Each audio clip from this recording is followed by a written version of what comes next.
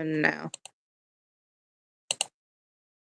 Welcome back to High Frights. Go ahead and get yourself situated. Whatever you need to do, get yourself in the right headspace and do it now. Spark something if you have something, because you're really going to need it for this one. I'm your host, Froggy, and today I have Chaotic with me, my lovely, lovely husband. Hello. Hello. Currently sparking up a little bit because, just from the title of this story right here, I'm probably gonna need it. Yeah. We're going to be looking at a case that effectively killed the innocence of an entire city. Before we even hop into anything or even cover anything, this episode of High Frights is a deep dive into the case of Fan Man-yee. Due to the nature of court testimonies and forensics evidence, this program contains graphic descriptions of systematic physical and psychological torture, sexual assault, and dehumanizing degradation, post-mortem dismemberment, and desecration.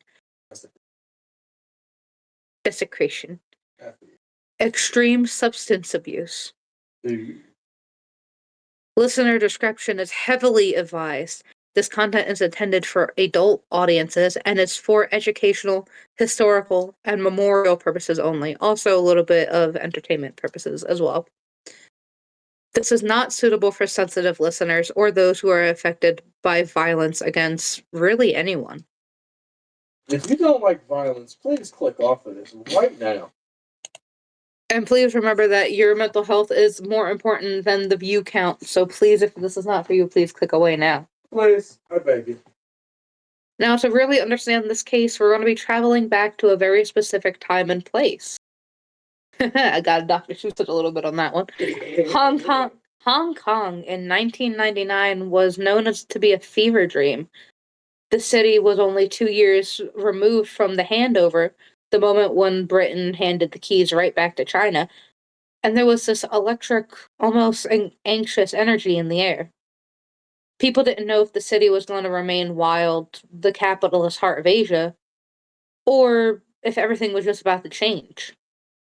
It was a city of neon lights, narrow alleys, and a population density that makes New York look like a small town. In 1999, Simisha was the beating heart of the tourist district. I am not from Hong Kong, nor do I speak any really Asian language. I apologize in advance because I will be butchering some of these names, though I will be trying my best. We try.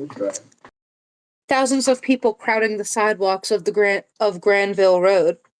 Dim sum carts, luxury watches, knockoff handbags, and the smell of street food mixing with car exhaust. It's loud, it's vibrant, but it's alive. But Hong Kong had always had a vertical problem. When you run out of room on the ground, you go up. And in these old, crumbling tenement buildings, the higher you go, the further you get from the light. Now, this is where our story begins. In a third-floor walk-up, a place that should have been a home, but instead became a laboratory for human cruelty. This isn't just a murder. It's a case that forced the modern civilized society to look in the mirror and ask how 3 men could commit such atrocities, while the rest of the world just walked by their front door shopping for shoes. And then the name of the actual case, the Hello Kitty murder. We have to talk about why that contrast is so sickening. In the late 90s, Hello Kitty wasn't just a toy, but she was a deity for consumerism in Asia. The company that actually created Hello Kitty, Sanrio, was at its peak. This character, this little white cat with no mouth, represented, quote, and I quote, kawaii. It was the culture of cute. It was soft, it was safe, and it was pure. The image of Hello Kitty is designed to be a blank stare. Because she has no mouth, you project your own emotions onto her. If you're happy, she looks happy. If you're sad, she looks sad. But after 1999, for the people of Hong Kong, that blank face stopped being so cute. It became a mask for a nightmare. The fact that the most deprived act of the decade involved a plush symbol of childhood innocence is what makes this case stick in the throat of the public consciousness.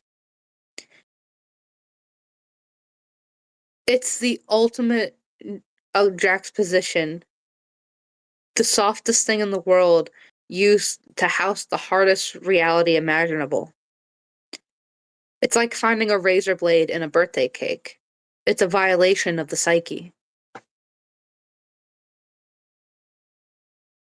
We also have to talk about the why. This started over a debt, a stolen wallet, a few thousand Hong Kong dollars. And I do apologize, I didn't put in the actual studies before typing this out at some point. Actual currency. Yeah, I didn't. I don't know what the actual currency is in Hong Kong. Please, someone let me know what that is. I'll also be looking it up after this. In the underworld of the triads, debt was more than just money. Its face, its power. The men involved, Chan Lok Tai, Luang Shang Chao, and Luang Wai Long, weren't high-level bosses. They were 49ers, the foot soldiers. They were the muscle. And sometimes the most dangerous people in the world is a small man with a little bit of power and a perceived grudge. When Fan Man-yee, a 23-year-old mother working as a hostess, failed to pay back a debt, these men these men didn't just want their money anymore. They wanted uh, they wanted exert total godlike control. They lured her to that apartment on Granville Road under the gist of settling the matter. But you don't just bring someone to a third floor flat in a crowded district just to settle a debt. You bring them there to make them disappear. For the next 30 days, that apartment became a black site. We're talking about a month of systematic torture. This wasn't just a crime of passion. It wasn't a heat of the moment mistake. It was a choice made every single morning for 30 days. Every time the sun came up over Hong Kong, these three men woke up and decided to continue on with the nightmare.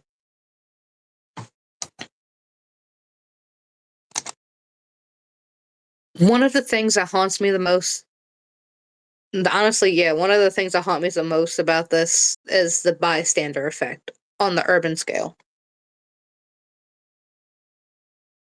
The Granville Road apartment wasn't isolated. It was surrounded by other families. The walls in the old buildings were paper thin.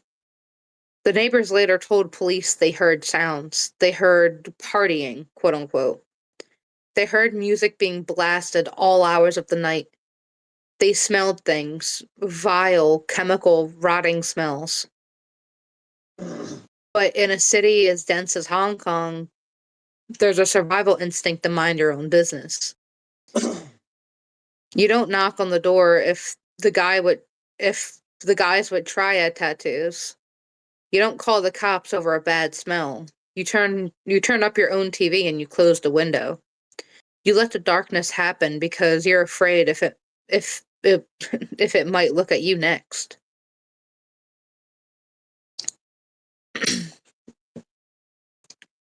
That's the environment we're stepping into tonight.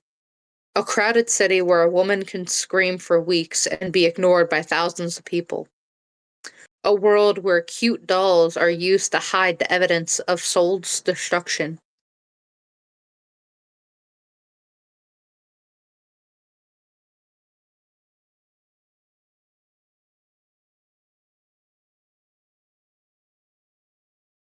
I'm going to be a little bit transparent. If you guys listen to this before, you know that we don't shy away from the dark stuff. But this case is a little bit different. We are about to go into details about what happened in that apartment. We're about to talk about the use of melted plastics, the use of boiling water, the systematic psychological breaking of a human being. We're talking about the sexual assault that is so dehumanizing. It's honestly difficult to read. I'm just surprised we can even post it. Yeah. So actually, it's like 50-50. So if you're seeing this, you're lucky. You get to see it before YouTube. Eventually Yeah. takes it down, most likely. And finally, we are here to discuss the discovery, the forensic details of what was found inside the Hello Kitty doll. Honestly, this is the absolute close to the absolute bottom of the human barrel. There is no spooky fun here, really, unless we crack a few jokes. There is no, like, urban legend mystery. This is a versatile, documented account of what happens when human empathy completely evaporates. If you have history of trauma, or if you are just not in any place to want to carry this story on with you for like the next week or so, because honestly, you will be carrying this for a good bit. I again, I'm asking you now. Go to a different video. Go watch some cat videos or something. Go watch like some. I don't know. Watch whatever trauma's going on with Ariana Grande and then whatever the other bitch from Wicked. Do something. I don't know. Please. Oh god. There are plenty of other episodes as well you could also go listen to. But if you're still here and you feel like you can carry the weight of this story, then we're going to proceed, but we're going to also honor the memory of Fan Man-yee by looking at the truth, no matter how much it kind of, hurts. Before we even continue that, we're going to take a little gardening. Oh yeah. We need a little gardening before we go into this. We don't need it. Or do you have your pot packed, good sir? Uh-huh. Your gardening pot. Oh. Yeah. I can't say what it actually is. No, I thought. Oh. I thought you said something else. My apologies. Oh, no. Anyway, you realize we must. I'm good. I'm not. Oh, you were not. Oh, yes. Guys, where is the apparatus?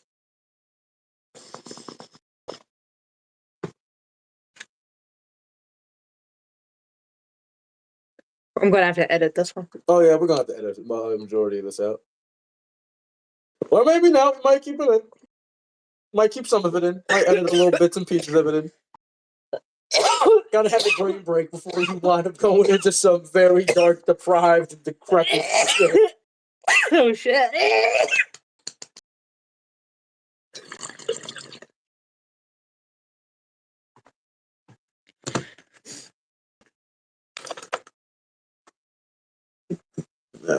I see.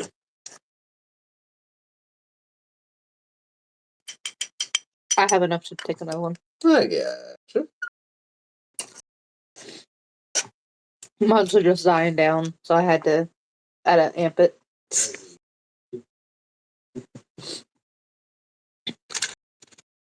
I see. Ready when you are. I'm ready. Getcha.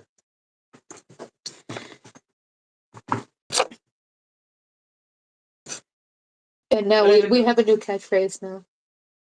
What? If you got it, spark it. Indeed, and if you got it, you spark it. Yeah. And today we spark in the horrific memory of this very. Don't do that. What? I don't think they're okay in Hong Kong with.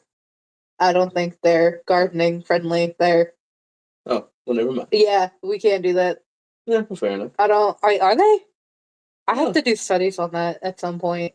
Like towards the end, we'll study that. By the way, cheers. Cheers.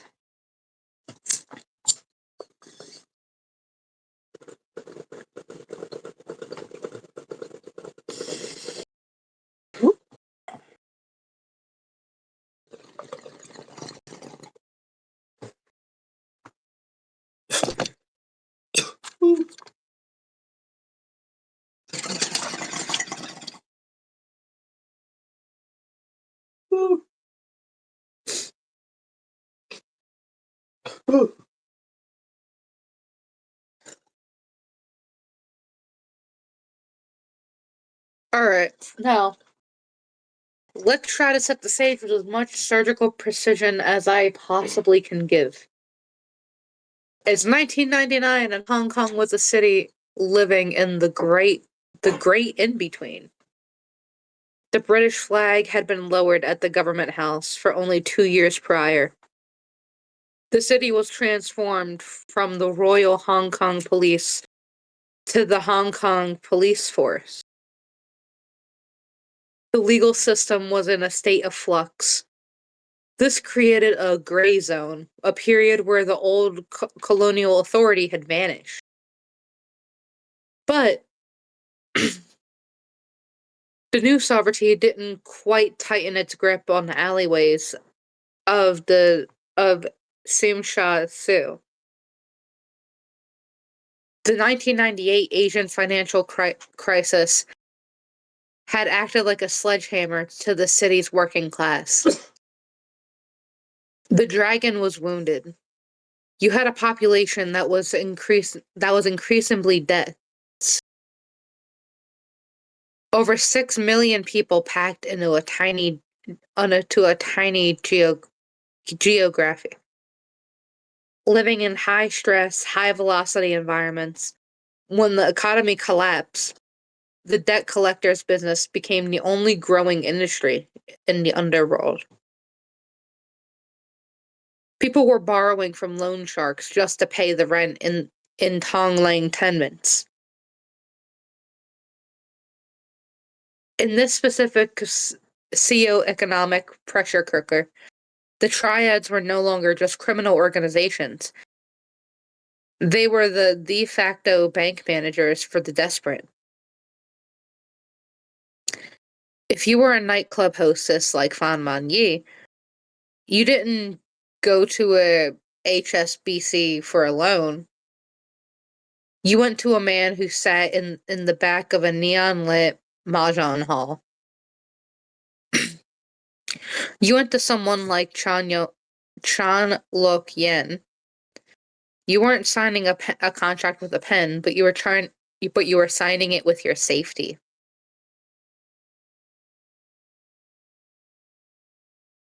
We need to discuss the organizations involved. The Wu Xinyu Foundation in 1930. They were a part of the Big Four Triad societies. To understand why Chan Lo-yen acted with such disproportionate cruelty, you also have to understand the Triad Code of Face. Or, I believe this is pronounced Mianzai? Or Mianzi? Something along those lines. Yeah. Chan was a 49er. In the Triad numeronic code, he was a 49. His rank comes from the fact the intuition fee for the original Heaven and Earth Society was 4.9 cash pieces. I don't know why I struggled reading that. 4.9. The number 9 just wasn't comprehensible to me for a second. I don't know why. It looked like a foreign symbol for a second. Jesus. A 49er is a soldier who passed the trial period, but hasn't yet been promoted to a red pole or enforcer, or a white paper fan or an administrator. Chan was 34 years old. In the criminal world, if you are 34 and you are still a 49er, you're a failure. You are a small-time player with a massive chip in your shoulder. You are constantly looking for a way to assert dominance because you aren't getting it from your bosses above you. When Fan Man-yee stole that 4,000 H HKD, again, Hong Kong dollar. She didn't just steal money. She stole his face in front of two young disciples.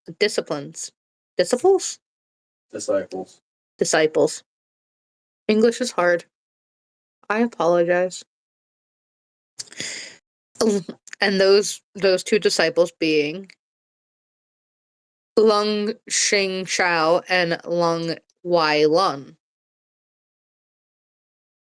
In triad culture, if a soldier allows a woman to steal from him without a brutal response, he's dead in the streets. He becomes a joke. And for Chan, the month of torture wasn't just about the money. It was a ritualistic performance of power, intended to prove to the Wu Xing Wu hierarchy that he was a big brother worth respecting. It was a psychopathic attempt at a promotion.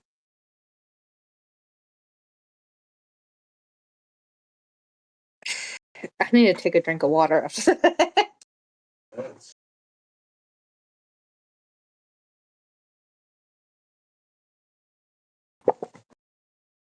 Most emasculating way of trying to get any type of power.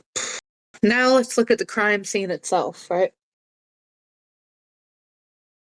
Number 31, Granville Road. It was a tall, long,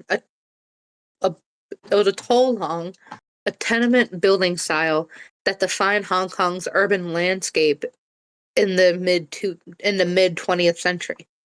These buildings were designed with shops on the ground floor and residential units that stacked above. Apartment 3B, often cited as Apartment 31, was a third floor walk up. The architecture of these buildings is vital to the tragedy.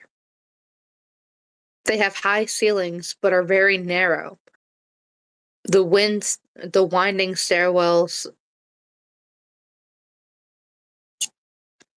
Sorry, the ceilings are high but they have very narrow winding stairwells. The walls were made of a thin concrete and brick, often poorly maintained. Because of the heat and humidity, most residents often leave the windows cracked or rely on a loud rattling window unit air conditioner.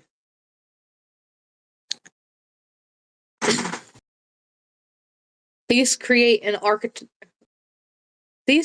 architecture of noise. In a Tong Lo, you never were truly alone. You heard your neighbor's television all the time. You smell their cooking, you could hear their footsteps in the hallways, and even in their own apartments at times. For 30 days, the sounds of Fan Man-yee's suffering were filtered through these thin walls. The neighbors later on testified of hearing heavy thudding and distressed cries. But in the Simsha of 1999, if you heard a triad-affiliated neighbor working, quote-unquote, you didn't call the police. You turned up your own TV and you looked at the floor. You convinced yourself that it was just a rowdy party. The collective silence is what allowed the 500-square-foot apartment to become an invisible fortress of horror in the middle of a crowded shopping district. But who was Fan Man-yee? At 23, she was a mother, but also a hostess. We need to be very clear about what that meant in the 90s, though. The nightclub hostess industry was a multi-billion-dollar sector of the Hong Kong economy. It was a world of mama sons and PR girls and the triad quote-unquote protectors who ran the club. Fan was working in high-pressure, high-risk environments. She was struggling financially, desperately trying to pay off her grandmother's mounting medical bills. This was the poverty trap. She borrowed a small amount, and when she couldn't pay it back, she made the fatal decision to steal a wallet containing the 4,000 Hong Kong dollars. Keep in mind, that's about like 500 USD. Yep. All this for £500. In Chun Lok-yen's eyes, she had transitioned to a resource. She transitioned from a resource to a debtor. And in the logic of the Woshang Wo, a debtor who steals is no longer a human being. They are interest. On March 17th of 1999, the three men spotted her. They didn't just ask for the money. They kidnapped her in broad daylight and dragged her back to Granville Road. The moment the door to apartment 3B clicked shut, the actual frights of this case truly begin. This wasn't a kidnapping for ransom. They didn't call her family, and they didn't ask about the 500 anymore. They had decided that her body was the currency. We're about to move into the first 10 days, the phase of the torture where the psychological breaking of Fan Man-yee began. And if you're still here and you're still listening, make sure that you're ready. The descent is about to become very vertical. Very, very horrible. As we cross the threshold into apartment 3B, we have to talk about the chemical engine driving this nightmare.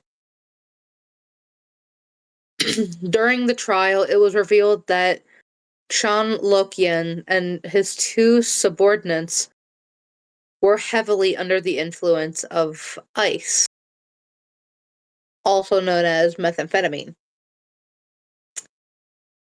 For almost the entire duration of the 30-day ordeal.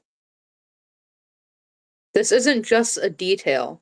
This is the central nervous system of crime. We're really about to look into the scary side of human behavior. Methamphetamine is a dark accelerant. It creates a state of hyper arousal, profound sleep deprivation, and the most critical, a complete detachment of the concept of time and empathy. In the brain of a ice user, the dopamine receptors are firing so violently that the normal breaks of human morality are essentially burnt out. For Chan and the two lungs, the apartment became a temporal bubble because they weren't just sleeping. The days bled into each other. This is why the torture lasted so long. Because to them, it wasn't a month. It was one long, jagged chemical high. They were in a state of hyperfocus, and unfortunately, their focus was Fan Man-yee. They viewed her through a lens of stimulant-induced paranoia. In their minds, her pain wasn't real. It was just a performance, or worse, it was a game. This chemical detachment allowed them to laugh while committing acts that would make any sober person physically ill. They weren't just killing a person, they were playing with a biological object. Now we have to discuss the specific methods of torture that was used, because they actually tell us something that improvise improvise sadism of the street level triad. They didn't have a dungeon. They had a kitchen and a living room. They used what was available. One of the reoccurring details in the court testimony was the use of melted plastic. They would take plastic lighters or PVC pipes and melt them with a blowtorch or a stove, then let the liquid fire drip onto Fan Man-yee's skin. For those who don't know the science of a plastic burn, plastic doesn't just burn the surface. It adheres to the dermis. It becomes part of the skin. As it cools, it hardens.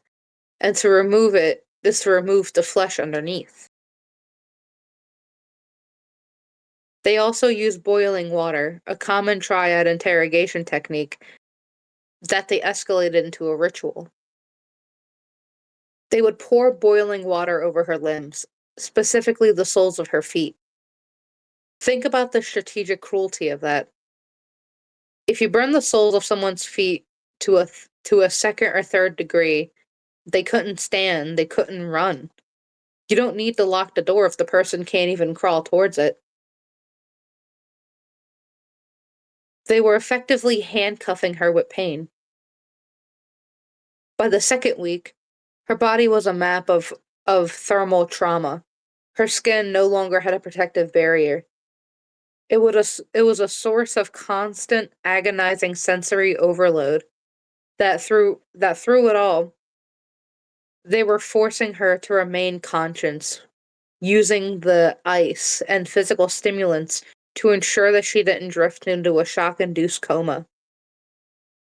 They wanted her present for every second of it. Alive through all of it. She was alive and conscious. No, I'm saying, yeah, that's what I'm going to say. She was conscious and awake through all of it. Yep. While on amphetamines. Yep. Oh, forget the psychological aspect. No, forget. That's not even that's psychological too, but let me explain precisely what I want to say about polys. Oh my god. That's forget the physical pain of like literally just having all of your skin essentially belted off by plastic. I'm surprised. I'm hoping to God there's like no actual like sound or evidence of her afterwards. Because oh my God, even after the fifth day, she'd be a blabbering mess. It is horror. Oh my God, that poor woman. beyond the physical, there was the soul breaking. This is the part that was kind of hardest to read at some point for me. The perpetrators began to force Fan Man-yee to consume human waste. They made her eat their feces and drink their urine. Why do torturers really do this is not really about disgust. It's about psychological warfare. Forced, forced ingestion of waste is the ultimate tool of dehumanization. When you force a human being to do something so fundamentally against their biological and social nature, you're telling them and yourself that they're no longer a human being. Once Chan and Tu Lung saw her as an animal that eats waste, it became easier for them to escalate to physical violence. They began to treat her as a literal punching bag. They suspended her from the ceiling of the living room using an electrical wire and took turns hitting her. They would laugh while doing this, making bets on how long she would stay conscious. This is what most people would call the comedy of a massacre. The laughter the neighbors heard wasn't from the sound of a party, it was from the sound of three men who had completely and successfully convinced themselves that the woman in front of them was literally just a prop.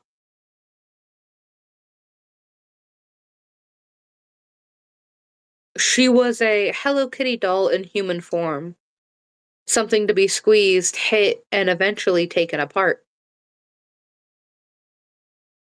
Little foreshadowing, little tee. I'm sorry. I'm sorry. You should not have. You should not have added that tee at the end of that. Oh God. Oh God. That is foreshadowing. That is so horrible. I'm trying to lighten the mood a little bit. We can't lighten the mood on this topic. Damn. Oh, that poor woman. Oh. Now we have to address the crowded loneliness of Hong Kong.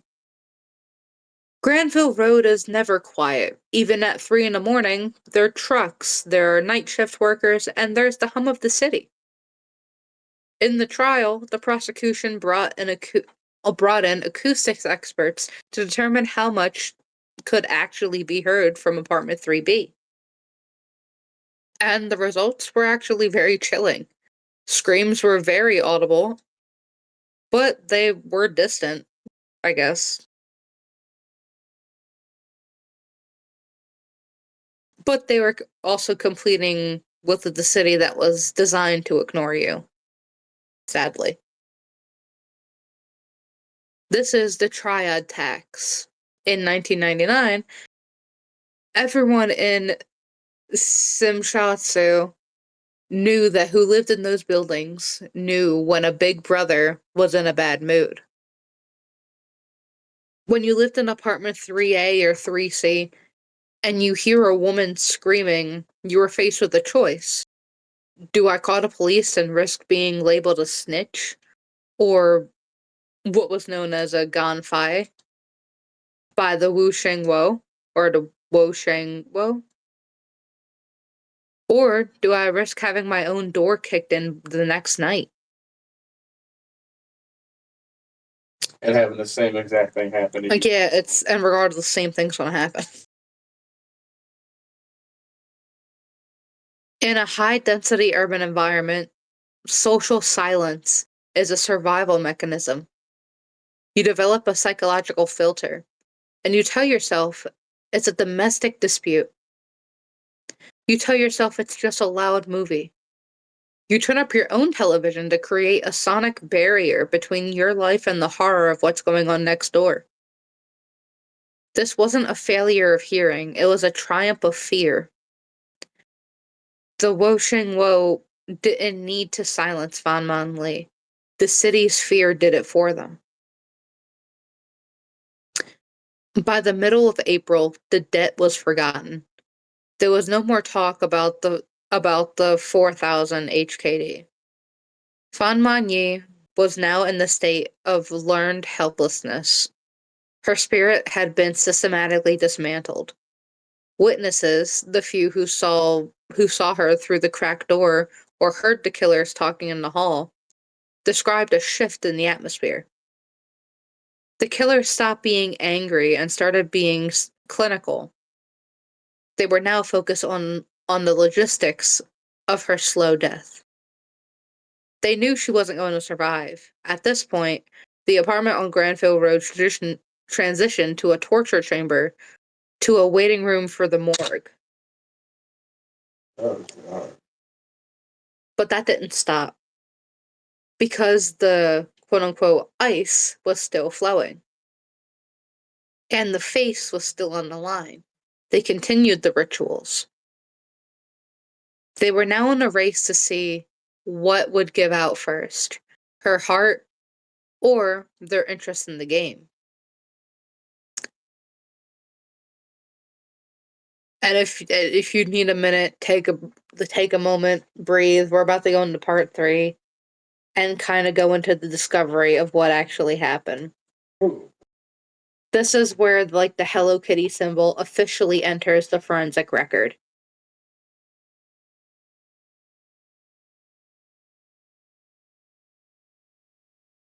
And I hope you're taking your time letting the details kind of sink in a little bit on this, because the worst is yet to come. Oh, yeah, I just now realized that it only gets worse from here. And Mhm. already absolutely horrific. Oh, this is. Hey. Oh, yeah.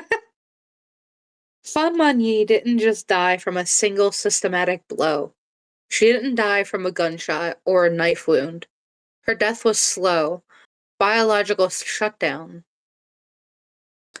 In the medical world, we call this a multi-organ dysfunction syndrome.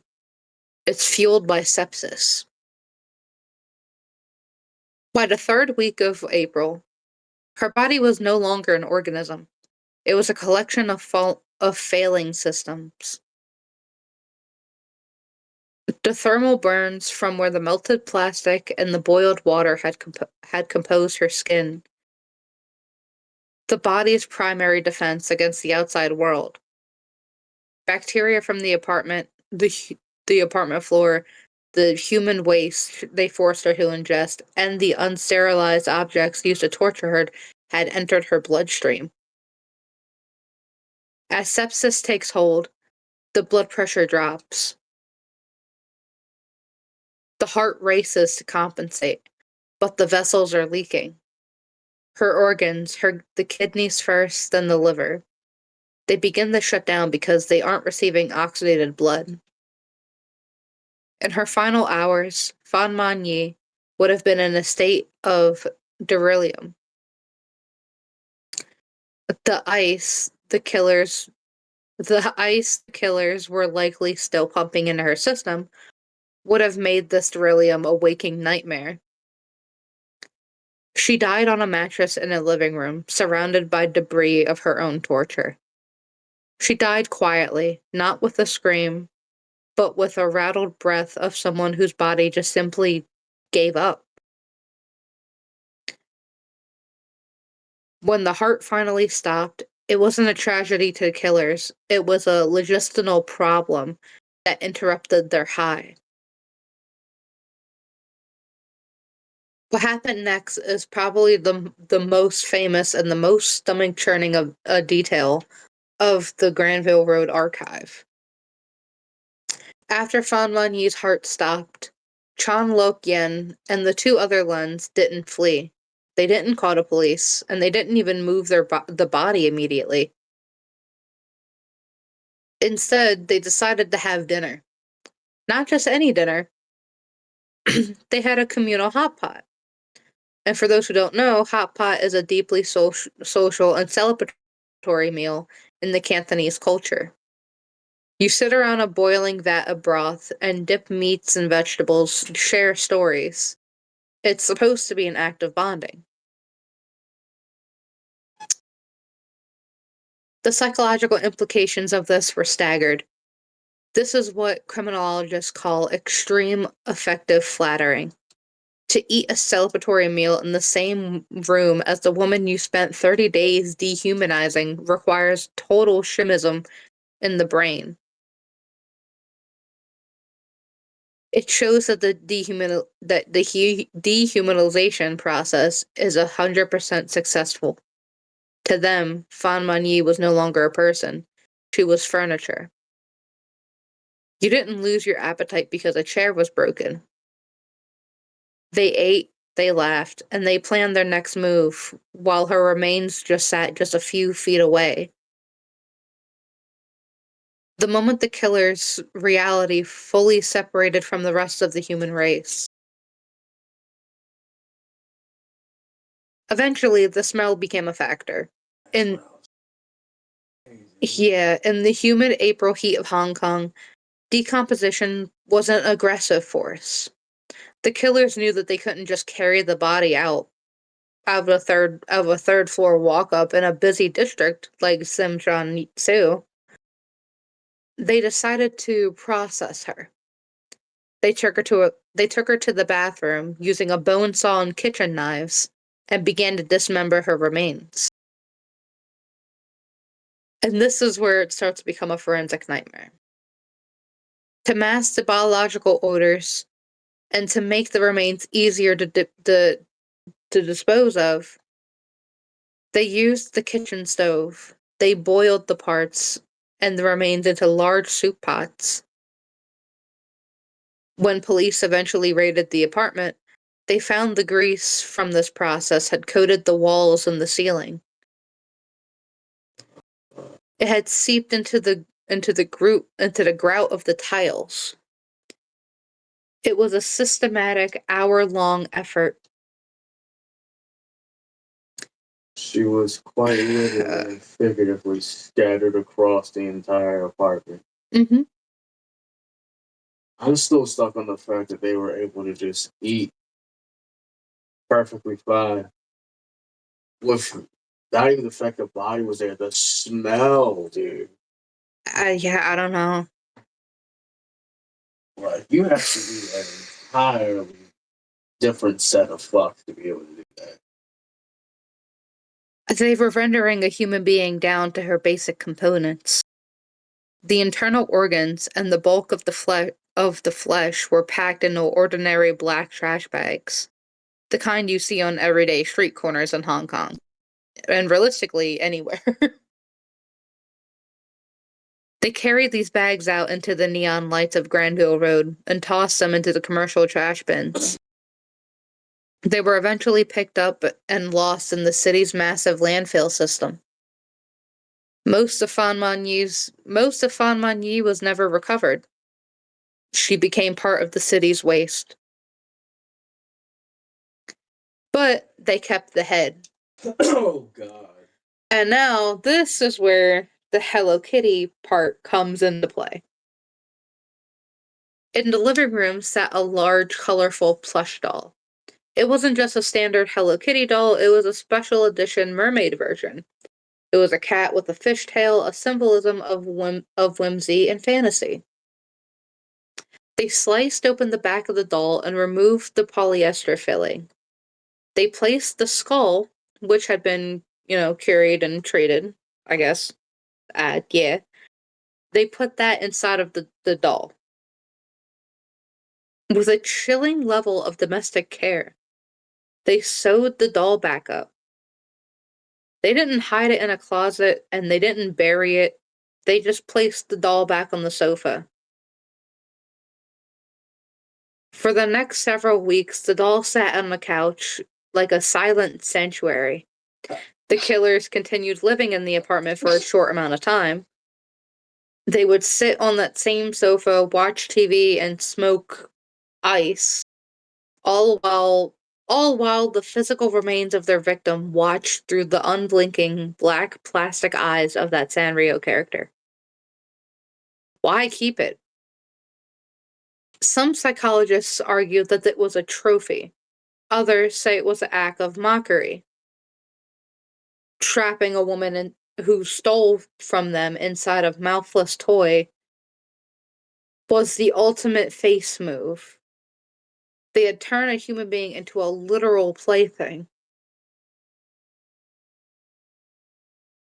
The case didn't break because of a brilliant detective. It didn't break because of a neighborhood coincidence. It broke because of a 14-year-old girl named Yee. Now we have to also pause for a second and look at Yee's position, and role in all this. She was the girlfriend of the youngest killer. Huh? This 14-year-old girl, Yee, was the girlfriend to the youngest killer, 19-year-old Long Wai Long. Lang Wai Long, sorry. Oh, my. In the triad adjustant hostess culture of the late 90s, girls as young as 14 were often groomed into a perpetual life of gangs. They were blue lantern hangers on runway dropouts, kids looking for family in the wrong places.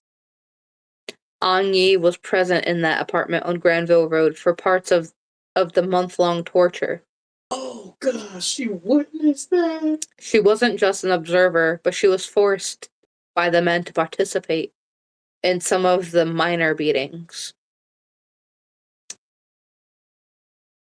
This is a classic cult-like bonding through blood tactic.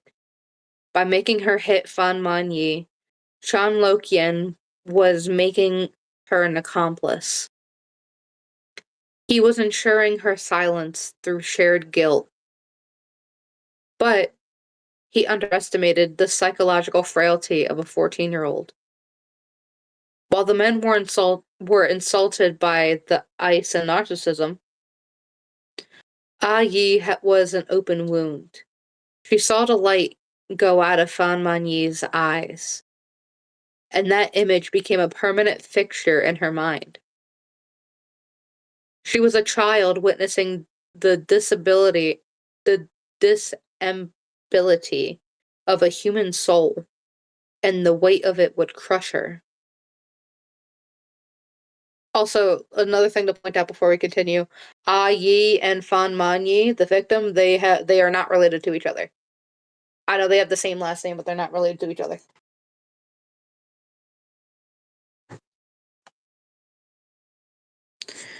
By May of 1999, Yi was losing her mind. She claimed she was being haunted in modern clinical terms.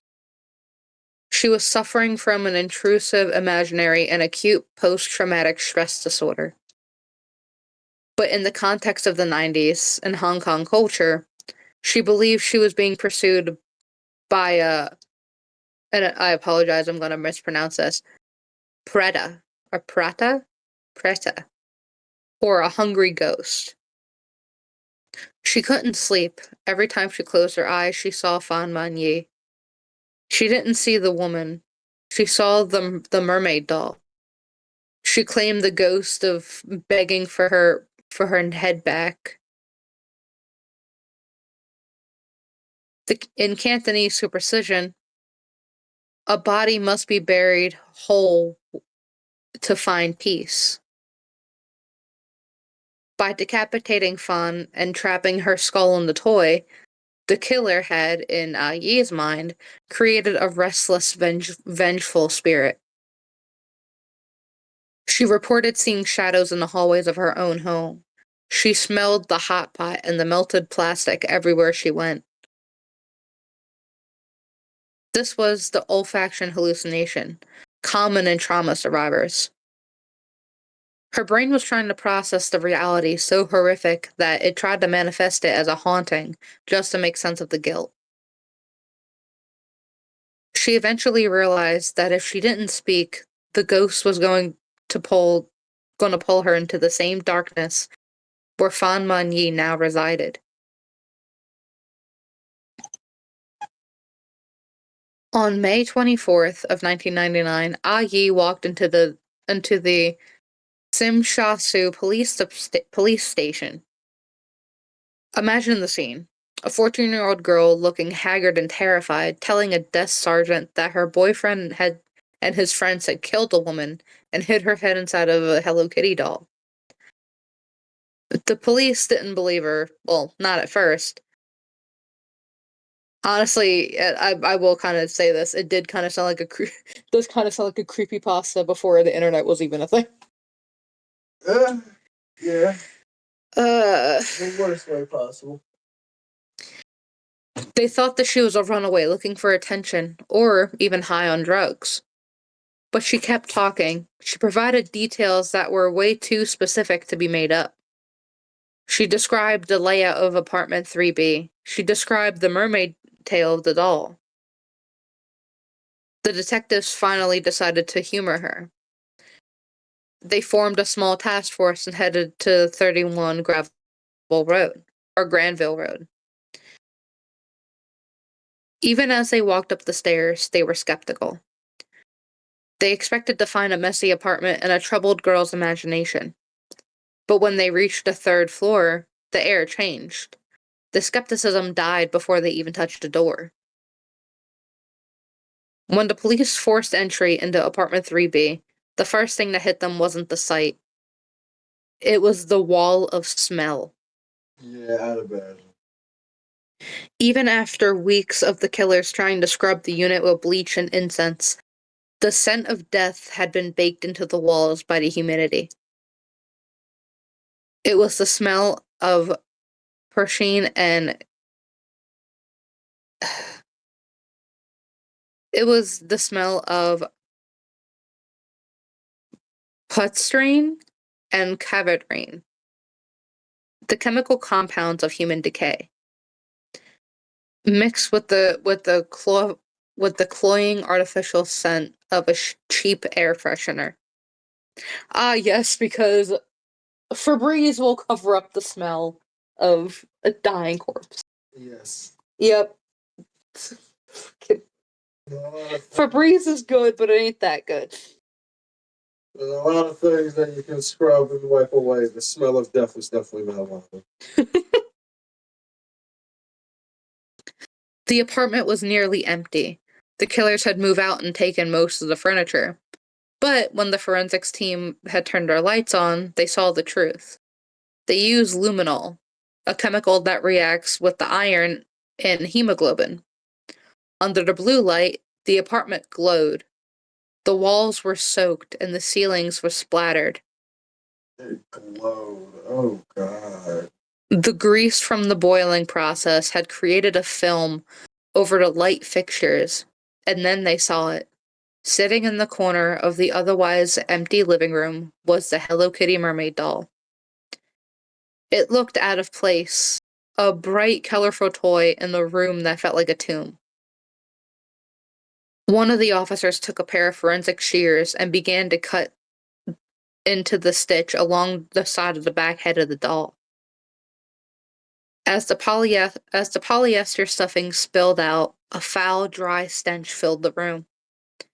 Nestling inside the brain of the toy was the charred, blackened skull of Fan Man-yee. The unblinking black eyes of the doll were the last thing the officer saw before they had to step out into the balcony to vomit.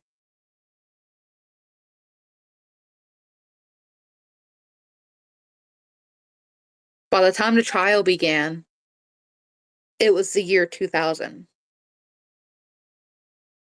Hong Kong was a city transformed by this case. The Hello Kitty murder wasn't just a headline, it was cultural trauma.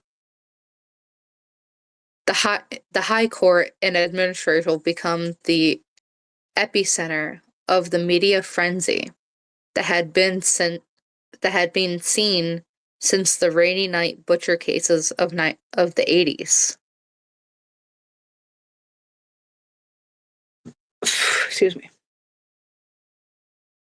Every morning, hundreds of people would line up outside the court just to catch a glimpse of the three defendants.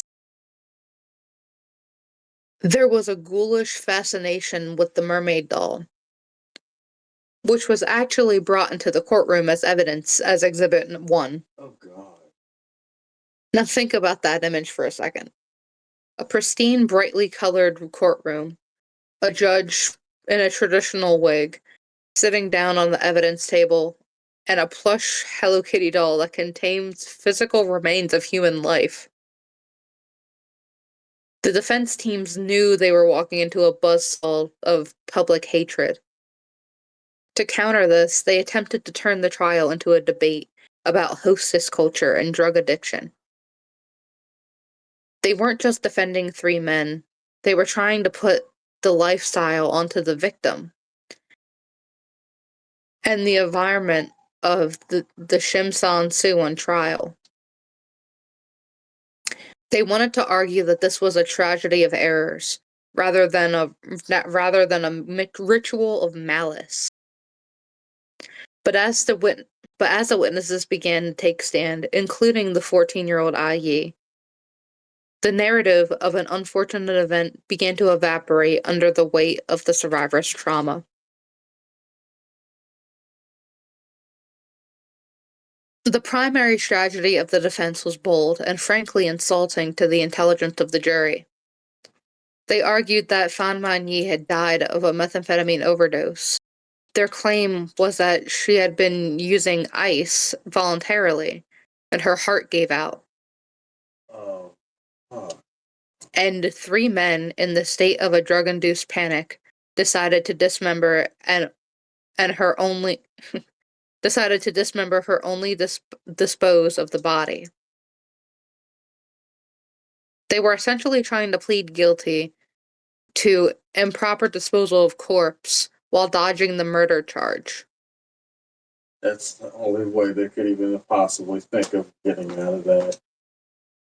However, the prosecution brought in the medical examiner, who delivered testimony that became the backbone of the conviction. Even though most of the soft tissue was gone, the skull had a few recovered bone fragments that told a different story. Forensic pathology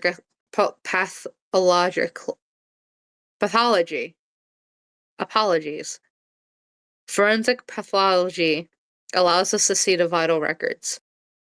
The way the bones heal, or bruises, if it's struck while if the heart is still beating. The ME testified that the trauma found on the skull and the dental record show signs of repeated high-velocity blunt force that occurred over a long period.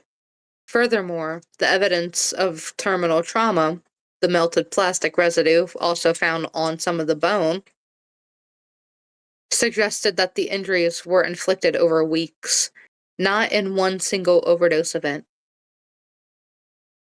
The jury was presented with a choice: believe that the woman was coincidentally overdosed while systematically beaten for 30 days, or believe the obvious truth. And thankfully, they chose the truth. Thank God. Thank God Hong Kong wasn't that corrupt that they couldn't just deny. They were definitely corrupt in Hong Kong at some point, but they weren't that corrupt. Not to a point where they can't just deny evidence right in front of their eyes.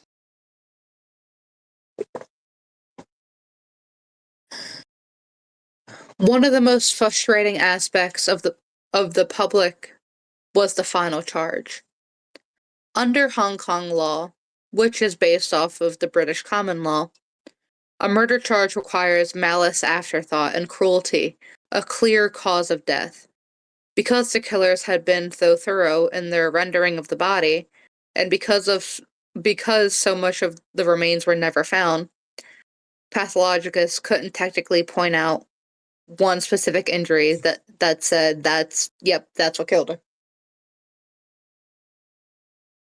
This led to the charge being downgraded to manslaughter. In a legal sense, the prosecution argued that while they couldn't prove the exact second she died, the defendant's actions were so grossly negligent and inherently dangerous that death was the natural consequence. It technically doesn't mean that they were getting off easy.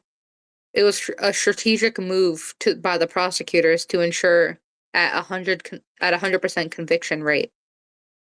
They didn't want to risk a not guilty on a murder charge because of the lack of soft tissue evidence. Soft tissue evidence. Oh my God. They went for the throat with manslaughter and unlawful imprisonment, and they hit their mark.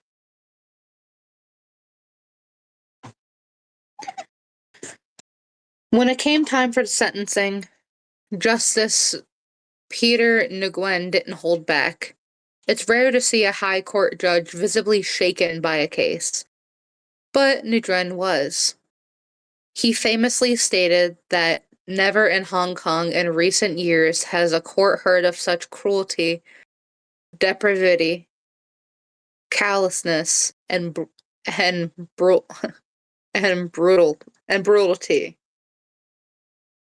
He sentenced Chen Long-yen, Len Shin Chao, and Len Wan-lon to life in prison.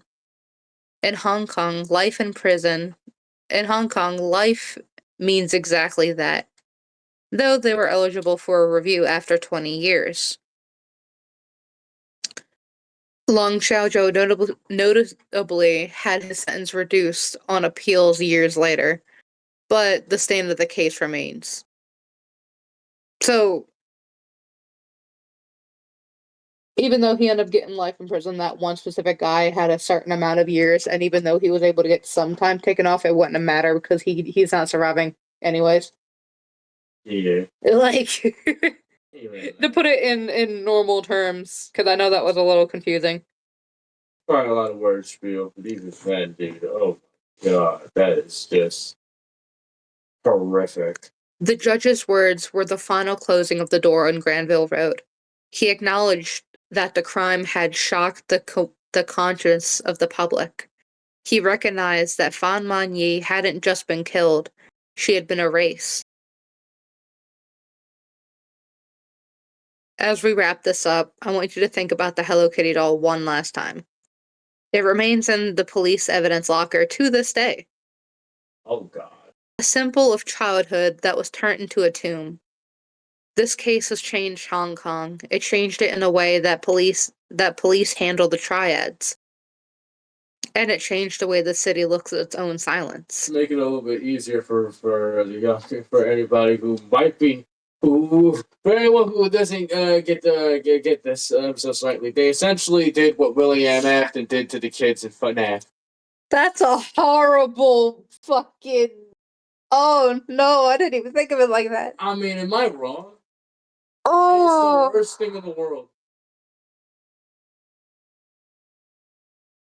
Well, I mean, not really, because Afton. I mean, did Afton? Afton didn't do anything to Well, the they kids do besides kill it. everything in Yeah, between, but he did essentially do exactly that. yeah, he stuffed the body in a suit. He turned something of pure innocence into a tomb into a literal tomb. Okay. Like, it is. I know it's a horrible fucking analogy, but that's. Yeah, I it's get too you, close for me but not oh to fucking no. notice it. Okay, well, let's get back to this real quick. Fan Man-yee was 23. She was a mother. She was someone's daughter. And tonight we honor her by remembering the truth of what happened in that apartment. And I know this might be a little odd, but let's spark one last time before. Let's spark one last light before the darkness.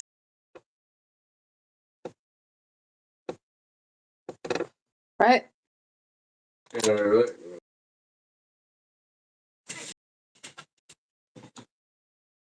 Jesus, man. Alright.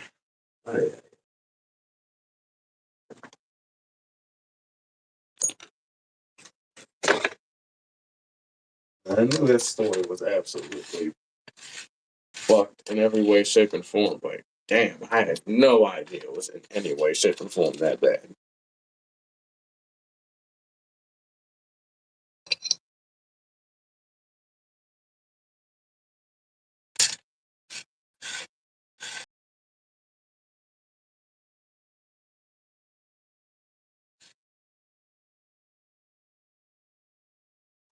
Thank you so much. Mm-hmm.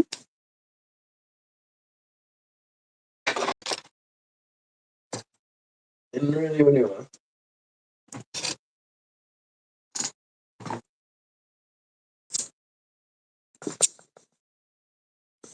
Jesus.